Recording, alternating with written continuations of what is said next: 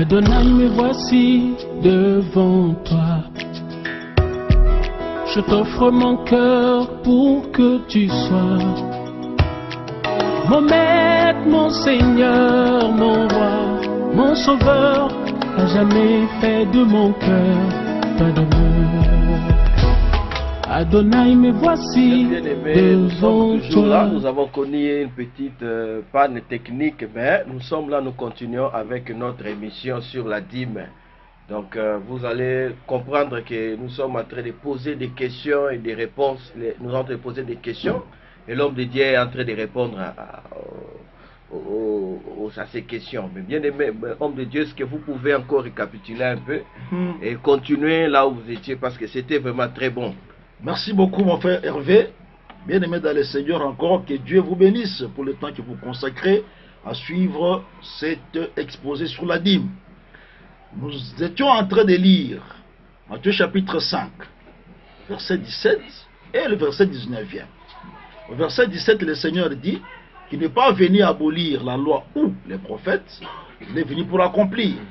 Maintenant, au verset 19, il nous met en garde tout prédicateur qui supprime un commandement et qui enseigne aussi à supprimer le commandement. Il dit, c'est lui donc, Matthieu 5, 19, c'est lui donc qui supprimera l'un de ses plus petits commandements et qui enseignera aux hommes à faire de même, sera appelé le plus petit dans le royaume des cieux. Mais celui qui les observera, donc observer les commandements, et qui enseignera à les observer, sera appelé grand dans le royaume des cieux. C'est que même dans les moments de la grâce, il y a les commandements, frères. Et maintenant, la dîme, c'est un commandement du Seigneur. Bientôt vous aurez l'écriture. Mais d'abord, allons dans Apocalypse 22, verset 19, pour montrer par rapport à celui qui supprime. Apocalypse 22, 19, la Bible dit, et si quelqu'un retranche quelque chose des paroles du livre de cette prophétie, Dieu retranchera sa part de l'arbre de vie et de la ville sainte décrit dans ce livre. Supprimer égale retrancher. Donc c'est lui qui retranche. Quand on dit que tu seras dans le royaume le plus petit, c'est qu'en réalité, tu ne verras pas Dieu. Si quelqu'un retranche quelque chose, Dieu retranchera sa part. Quand Dieu retranche ta part, c'est que tu n'auras pas de part dans le royaume de Dieu.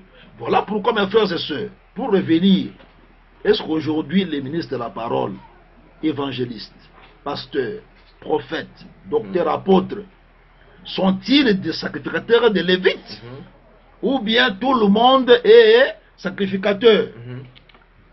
Beaucoup de gens ne savent pas que cette écriture qui montre que nous sommes tous un royaume de sacrificateurs, cette écriture n'a pas commencé dans l'Apocalypse. Ça a commencé dans le livre d'Exode. Si nous lisons le livre d'Exode 19, nous prenons le verset 5 à 6. 5 à 6. Maintenant, si vous écoutez ma voix, et si vous gardez mon alliance, vous m'appartiendrez entre tous les peuples, car toute la terre est à moi. Vous serez pour moi un royaume de sacrificateurs et une nation sainte. Voilà les paroles que tu diras aux enfants d'Israël. Déjà, avec l'ancienne alliance, à la loi, parce qu'on prêche à la loi et au témoignage, dans la loi, nous voyons que Dieu appelle tous les enfants d'Israël des sacrificateurs. Pendant ce moment-là aussi, il prend la tribu de Lévi. N'est-ce pas? Là-dedans, il y avait aussi des sacrificateurs qui travaillaient pour d'autres sacrificateurs qui sont le peuple. Ce qui a été, c'est ce qui sera. Amen. À la loi et au témoignage. Donc, si dans l'ancienne alliance déjà, il y avait des sacrificateurs tribus de Lévi qui, eux, travaillaient pour les sacrificateurs enfants d'Israël, c'est que dans ces temps aussi, ça existe. Comprenez ça? C'est pour nous dire que le peuple, il sacrifie quoi à l'Éternel? Le peuple sacrifie sa vie à l'Éternel. Il ne faut pas passer dans les Écritures. On ne peut plus y revenir parce qu'on n'a pas le temps aujourd'hui. Donc si tu veux les détails, va dans la première émission, dans l'église de Saint de Bukavu, tu auras les détails là-dessus. Émission sur la dîme. Sur la dîme, on sacrifie sa vie. Romains 12, verset 1er à 2. Offrez vos corps comme sacrifice à Dieu. On sacrifie à Dieu. Hébreux 13, à partir du verset, je crois, 15, il dit, offrant un sacrifice de louange. 15 à 16. 15, c'est louange, c'est-à-dire les fruits des lèvres qui confessent son nom. Le verset 16 dit, nous devons aussi sacrifier le matériel, la libéralité. C'est à de tels sacrifices que Dieu prend plaisir. Donc, comme peuple, comme sacrificateur, il sacrifie sa vie à Dieu, il sacrifie quand il prie, il chante, il loue. Louange, c'est des sacrifices, mais aussi tout ce qu'on donne, ce sont des sacrifices. Amen. La même chose dans ces temps. Si vous lisez le livre de Apocalypse chapitre 5, le verset 10, Apocalypse 5, verset 10, là aussi, la Bible confirme que tout celui qui a cru en Jésus, il est sacrificateur. Amen. Je prends 5, 10, la Bible dit, et tu y as fait deux. Non, verset 9, pour comprendre. Et il chantait un cantique nouveau en disant, tu es digne de prendre le livre et d'en rompre les sceaux, car tu as été immolé et tu as racheté pour Dieu par ton sang les hommes de toutes tribus, de toutes langues, de tout peuple et de toute nation. Tu as fait d'eux, de tous ces gens-là, un royaume et des sacrificateurs pour Dieu. Et ils régneront sur la terre. Dans ce temps aussi, tout celui qui a crié en Jésus, qui est racheté par le sang de Jésus, il est aussi sacrificateur. Mais pendant ce moment, il y a aussi d'autres sacrificateurs, d'autres lévites, qui sont les ministres de la parole, qui travaillent aussi pour d'autres sacrificateurs comme le peuple. Est-ce qu'il y a un verset qui confirme cela? Oui. Allons tout droit dans ce qu'il est bien aimé Paul a dit, dans le livre de 1 Corinthiens, chapitre 9.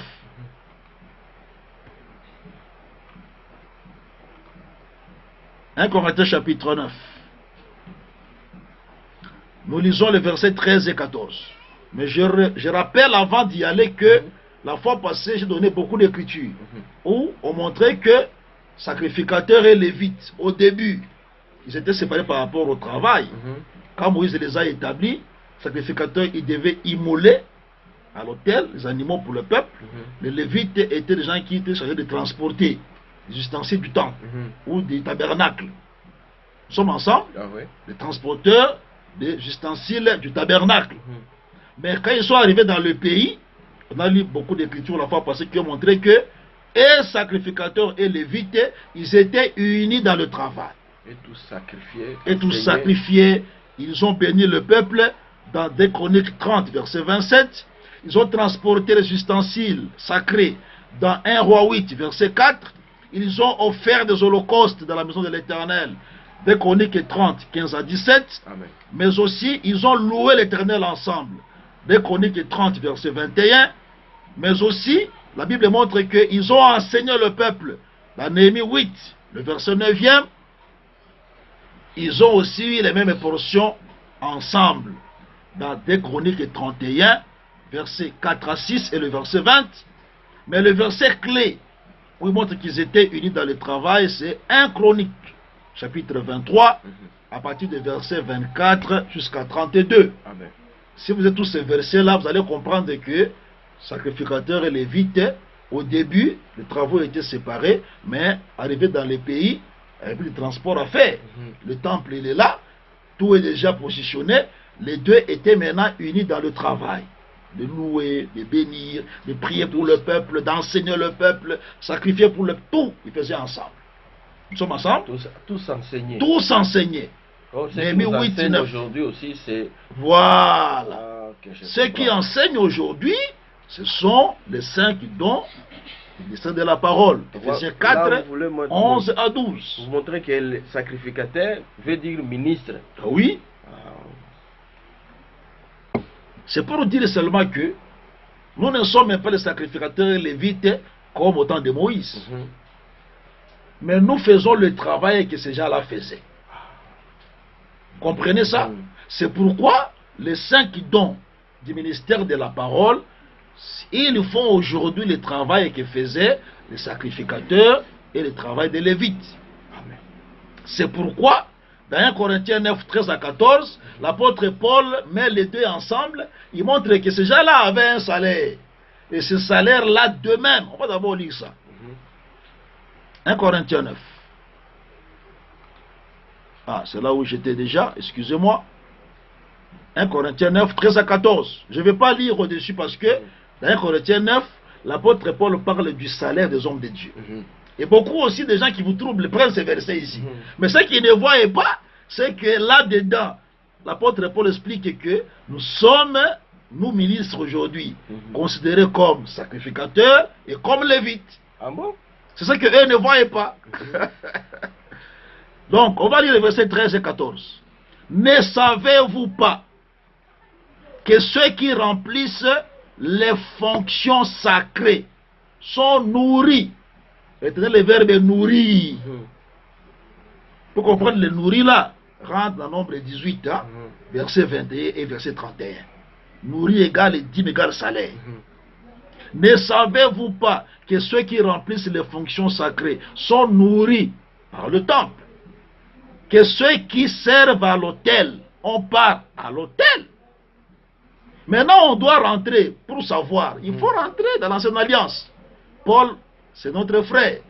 Il savait que je ne peux pas aller en dehors du champ des prophètes. Amen. Je dois rentrer dans la loi ou les prophètes pour comprendre comment on nourrit un ministre de la parole. On ne peut pas inventer ça aujourd'hui, que mon frère donne seulement, il n'y a pas les montants, donne comme tu veux. Non.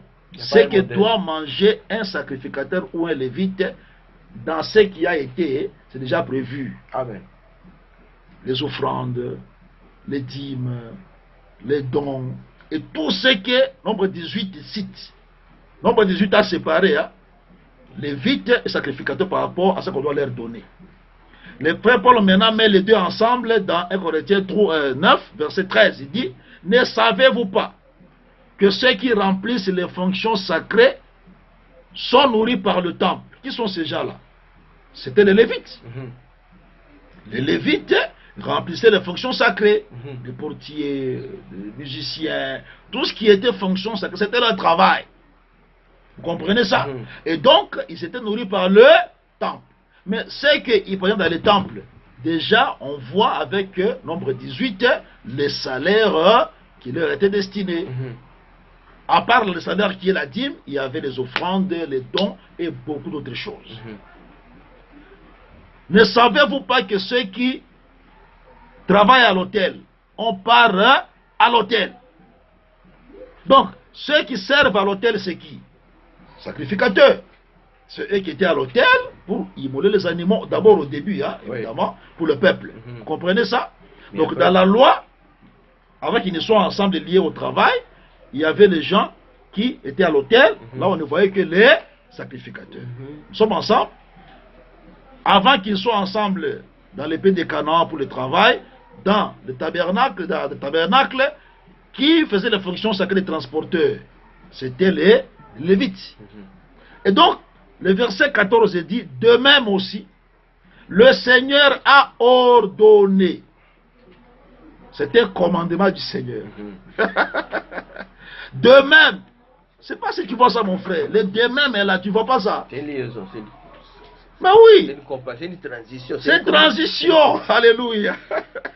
De même aussi. De la même façon. De la même manière, de la même façon. De même aussi.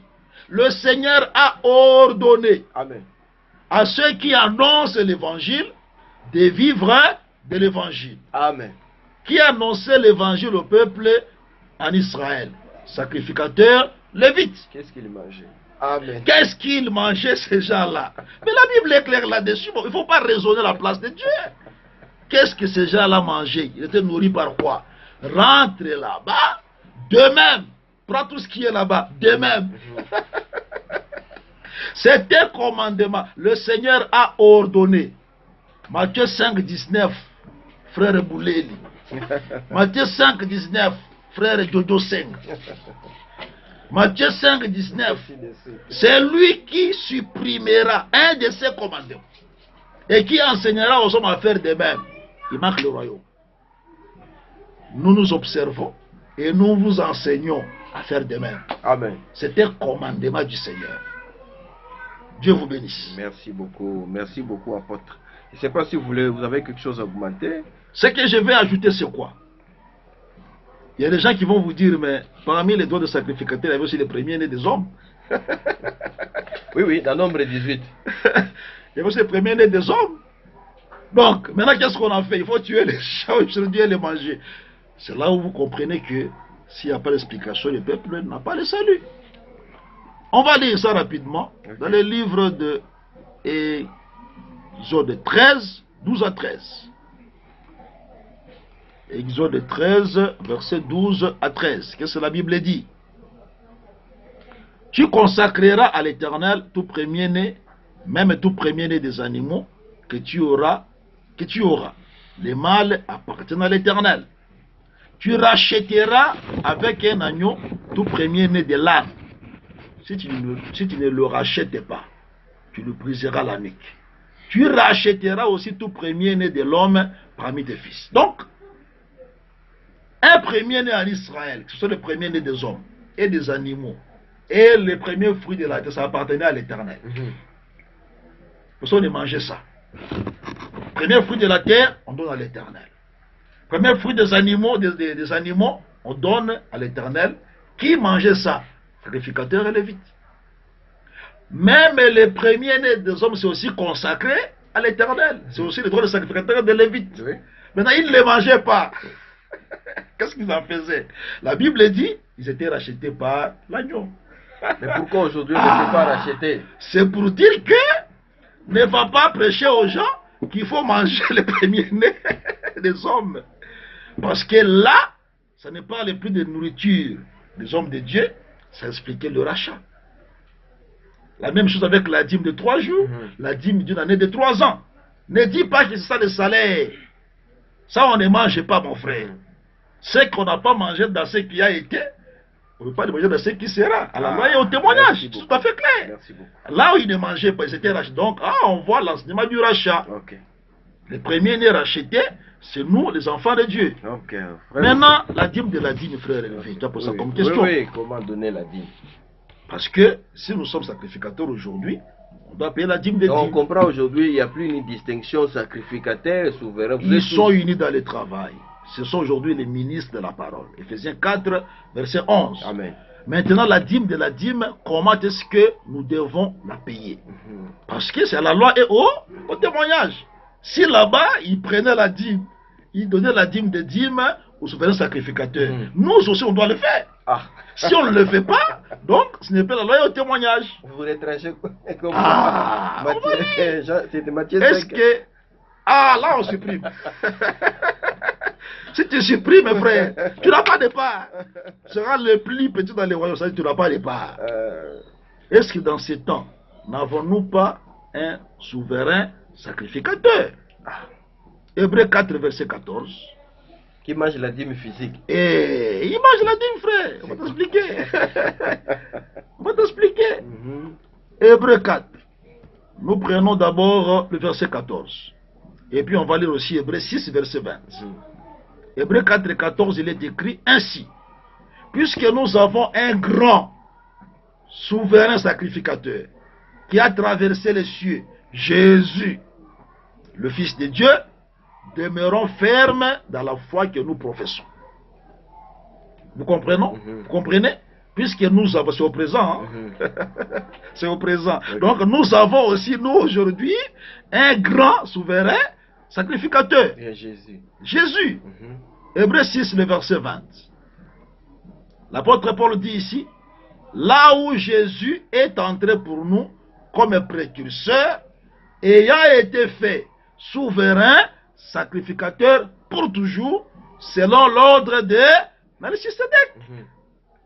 Donc, dans notre temps, nous avons un grand souverain sacrificateur, Jésus. Donc, comme il est souverain sacrificateur, nous devons lui donner la dîme de la dîme. Donnez la dîme à Jésus. À Dieu. La dîme de la dîme, c'est pour Jésus.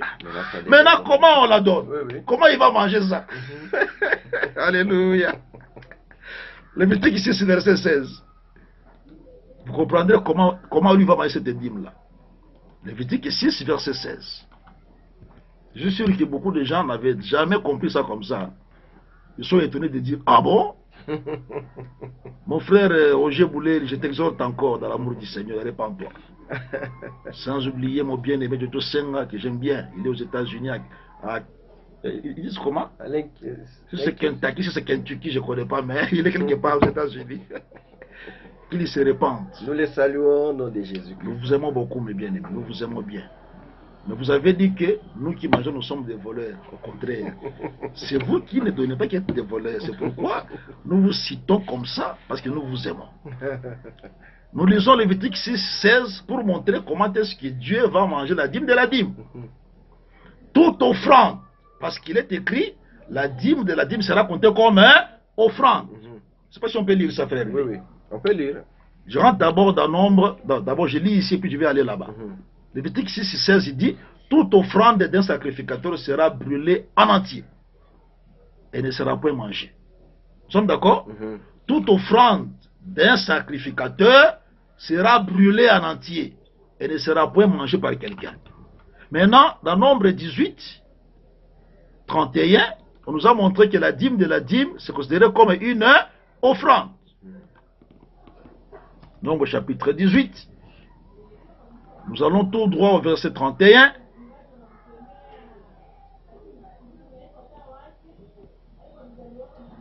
C'est le verset 30. Voilà. Voilà. Ah, excusez-moi. C'est un peu plus haut que ça.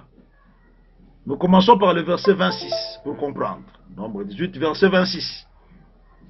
Jusqu'au verset 30.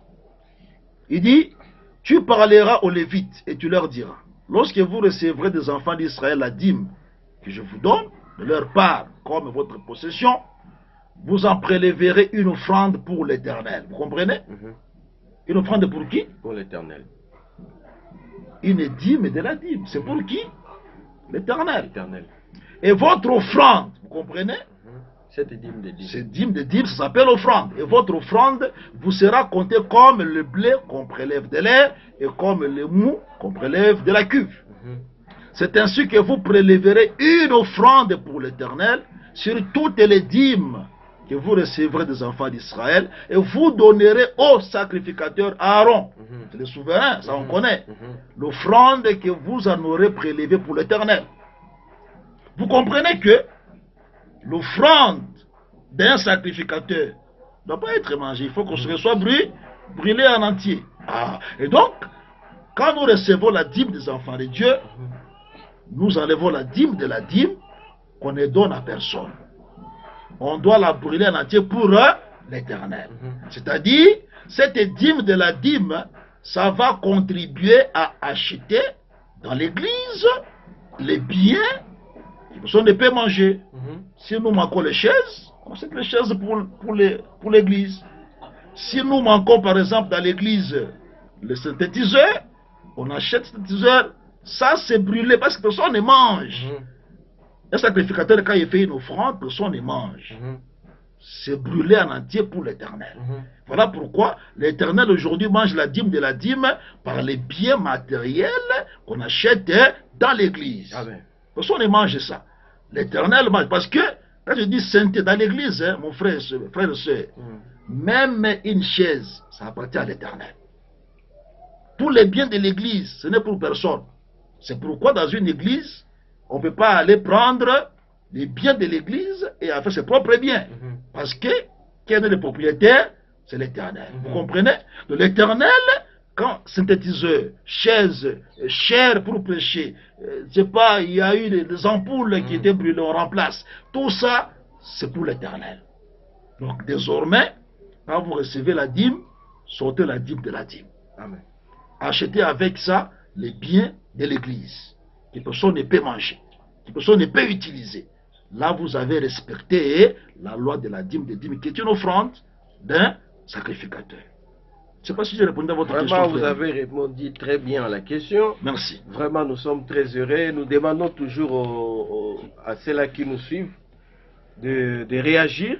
Nous allons brosser vite les petites questions qui restent. Nous tendons à la fin de notre émission. Merci beaucoup. Ceux-là qui nous ont suivis du début jusqu'à maintenant, je pense qu'ils ont réussi la lumière. Maintenant, apôtre, nous avons appris qu'aujourd'hui, nous avons trouvé qui doit manger la dîme aujourd'hui. Oui. Nous avons compris comment même il faut donner, comment est-ce qu'est donner la dîme et comment est soutirer la dîme des dîmes. Oui. Mais il y a une question aussi. La dîme dans l'ancienne alliance, comme ce qui a été, c'est ce qui doit être. C'était des biens, c'était des biens en nature. D'où est sorti cet enseignement où on doit donner la dîme aujourd'hui en argent? Ça, c'est la première question. Merci. La deuxième question, c'est de savoir, dans les temples, vous avez touché le verset de Malachie, chapitre 3, verset 8, pour dire que ceux-là qui ne donnent pas la dîme, ce sont des voleurs. Mais si nous lisons dans Malachie, on nous dit que d'apporter les dîmes au pluriel. Donc là, l'Éternel a réclamé plusieurs dîmes. Entre autres, les dîmes de la première année, de la troisième année et de 3 jours que vous refusez. Comment est-ce que vous voulez seulement garder la dîme? Parce que là, l'Éternel traite des voleurs tous ceux-là qui n'amènent pas le reste. Donc, apparemment, là, vous êtes un peu en contradiction avec Malachie. Merci. Est-ce que vous pourrez réagir par rapport à ça? Pour ces deux questions, je reviens d'abord à la question de dire pourquoi la dîme se donne en argent et non pas en nature. Il faut savoir ceci, mes frères. La dîme en nature, la dîme en argent, tout ça aujourd'hui, c'est autorisé. C'est autorisé. Pourquoi? Parce que si vous lisez les Écritures, n'est-ce pas? On va vous donner d'abord un verset, dans Lévitique 2, versets 1 à 3. Lisons la Bible. On préfère répondre avec les Écritures. Lévitique chapitre 2. Lévitique chapitre 2, on prend le verset 1 jusqu'au verset 3e. Lorsque quelqu'un fera à l'Éternel une offrande en don, vous comprenez? Son offrande sera des fleurs de farine. Il versera de l'huile dessus et il y ajoutera de l'encens. Tu l'apporteras au sacrificateur fils d'Aaron. Le sacrificateur prendra une poignée de cette fleur de farine, arrosée d'huile avec tout l'encens. Il brûlera cela sur l'autel comme souvenir. C'est une offrande d'une agréable odeur à l'Éternel. Ce qui restera de l'offrande sera pour Aaron et pour ses fils. C'est une chose très sainte parmi les offrandes consumées par le feu devant l'Éternel. Dans ce qu'on offrait, il y a une partie qui est pour Dieu, les dons. Les dons, il y a une partie qui est matérielle pour l'homme qui fait le service.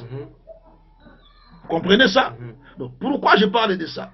C'est pour vous aider à comprendre que l'homme est de Dieu. Il est dans ce que toi tu viens offrir. Si tu offres à Dieu ta vie, est-ce que moi je vais la manger? Là c'est brûlé pour l'Éternel. Parce qu'il faut savoir que la parole c'est un feu qui nous brûle, frère. Tu sais ça? Jérémie 23, verset 29 vous dit ça. Qu'est-ce qui est brûlé? On va lire rapidement ça. Jérémie 23, 29. Vous comprenez que ça c'est pour Dieu, c'est que tu brûles. Jérémie 23, verset 29.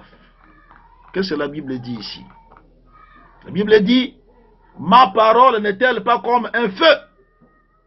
Dit l'Éternel. Vous comprenez que la parole de cet feu, c'est aussi un marteau. Donc, comme un feu, la parole de Dieu doit nous brûler. Ça, c'est la partie brûlée pour l'Éternel. Vous comprenez? Même dans la dîme, on va y revenir comme butin, n'est-ce pas? Quand on expliquait la dîme comme un butin, on a expliqué ça. Comme un butin, dans Jérémie 39, 18, c'est la vie de l'homme. Mais dans la partie matérielle, dans ce que tu as fait comme offrande en don là, il y a une partie matérielle qui va manger le sacrificateur, ce qui restera. C'est la doctrine. Vous comprenez? Donc, à propos de l'argent ou de la nature, sachez ceci mes frères. La dîme, on la donne à partir de votre revenu. C'est le revenu. si Israël travaillait dans les champs, Israël travaillait, en fait, élevait les animaux, ce qu'ils apportaient, c'était aussi en nature.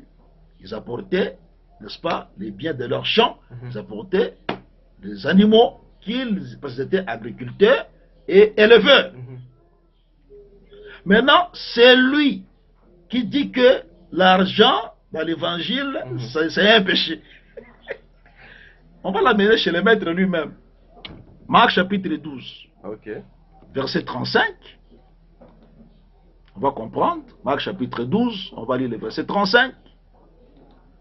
Et puis, on va sauter pour prendre les versets 41 à 44. Marc 12, 35. La Bible dit ceci. 35.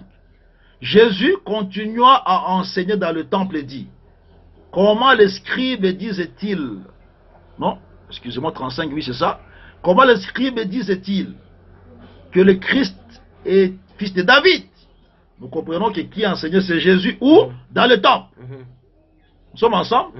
Dans le temple. Maintenant on va au verset 41 44, parce qu'on a compris où était le Seigneur Jésus. Il dit, Jésus s'étant assis vis-à-vis du trône, nous sommes dans le temple, regardez comment la foule y mettait de l'argent. Alléluia. Amen. C'était toujours le temps de la loi. Ah oui. Tant que Jésus est là physiquement, on est encore au temps de la loi. Amen. Parce que vous savez que la fin de la loi, c'est la croix. Amen. Donc, Jésus physiquement, c'est le temps de la loi. Né d'une femme, né sous la loi. Amen. Donc, toujours dans la loi, nous voyons que dans le temple, on met l'argent. Et la Bible dit quoi? On continue. Plusieurs riches mettaient beaucoup. Il vint aussi une pauvre veuve, elle y mit 2 petites pièces, faisant 1/4 de sou. Alors Jésus, ayant appelé ses disciples, leur dit, je vous le dis en vérité, cette pauvre veuve a donné plus qu'aucun de ceux qui ont mis dans les troncs. Car tous ont mis de leur superflu, mais elle a mis de son nécessaire tout ce qu'elle avait pour, tout ce qu'elle possédait, tout ce qu'elle avait pour vivre. Donc, toujours dans ce qui a été, dans le temple, avec sacrificateur lévite, on voyait qu'on apportait les biens de la terre, on apportait les animaux. Avec le maître, on a vu dans le temple, on a amené l'argent. Et donc, l'argent, ce n'est pas un péché. L'argent n'est pas le péché. L'argent, c'est l'équivalent. Parce que tu travailles aujourd'hui, n'est-ce pas, dans une banque. On ne te paye pas les animaux. On te paye les francs congolais, les dollars, les euros. Et donc, dans ce que tu as reçu de Dieu, nous recevons de ta main ce que nous t'offrons. L'argent, c'est l'équivalent des animaux que César a donné. Et donc, ce que tu as reçu de Dieu, tu vas sortir 1/10. Et tu donnes ça à l'Éternel.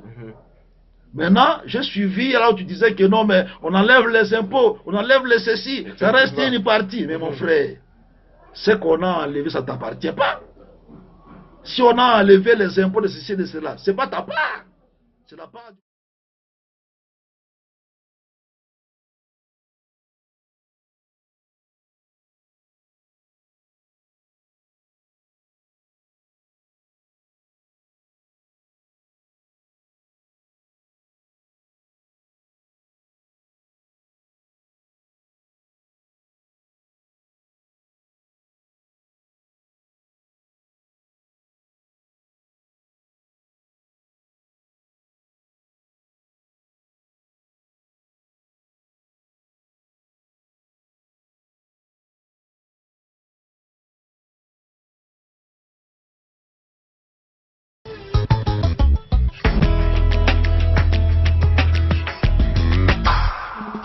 Adonai, me voici devant toi.